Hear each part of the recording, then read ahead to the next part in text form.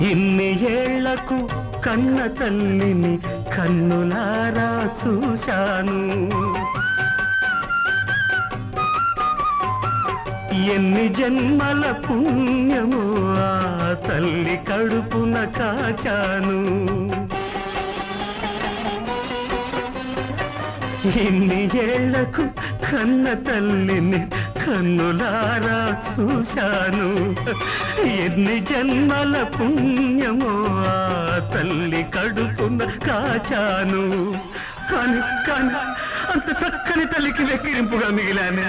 ఆ దేవత కడుపున దెయ్యంగా పుట్టానే. దేవుడిచ్చిన లోపము నేను చేసిన పాపమా, కనువుకున్న వికారము మనసులో నా ఊడునా, అందమే అనుబంధమా.